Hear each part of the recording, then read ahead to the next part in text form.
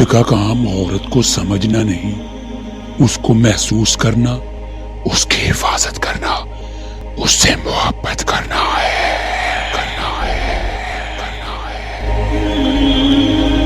اور یہ سب باتیں عورت کو کڑے سے کڑے حالات میں بھی جینے کا حوصلہ دیتی ہیں۔ عورت جب کسی مرد پر دلار بیٹھتی ہے تو پھر کوئی دوسرا اسے فتح نہیں کر سکتا۔ کسی لڑکی کو دھوکہ دینے سے پہلے اپنی بہن کی مسکراہٹ کو ضرور دیکھیں۔ نہ تو دین کے معاملے میں مناظرہ کرنا اور نہ ہی کسی عورت سے بحث کرنا، نہیں تو تمہارا قلب سیاہ ہو جائے گا۔ وہ بچپن میں ہم کہتے تھے نا کہ لڑائی لڑائی معاف کرو، اللہ کا گھر صاف کرو۔ اب سمجھ میں آیا کہ اللہ کا گھر تو دل ہے۔ ہم کافی دیر تک مسجد سمجھتے رہے۔ جدید تحقیق کے مطابق دنیا گول نہیں، مطلبی ہے۔ اگر دیری کا مطلب اللہ کا انکار ہی ہوتا تو وہ اتنے لمبے انتظار کے بعد حضرت یعقوب علیہ السلام کو حضرت یوسف علیہ السلام سے دوبارہ کیوں ملواتا؟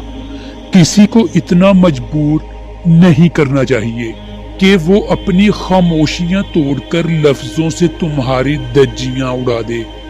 کسی کے صبر کا امتحان نہ لیا کرو۔ میں نے ایسا کرنے والوں کو اکثر پچھتاتے دیکھا ہے۔ کسی اپنے کے ساتھ رہ کر اکٹھے تکلیف برداشت کر لینا الگ ہو کر تکلیف برداشت کرنے سے بہتر ہے۔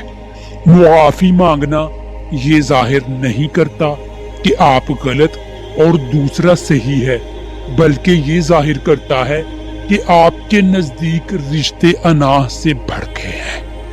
لوگ آپ سے نہیں، آپ کی حیثیت سے ہاتھ ملاتے ہیں۔ مانگتے وقت الفاظ سے زیادہ کیفیت پر توجہ دو، کیونکہ تم جس رب سے مانگ رہے ہو وہ تو بے زبانوں کی بھی سنتا ہے۔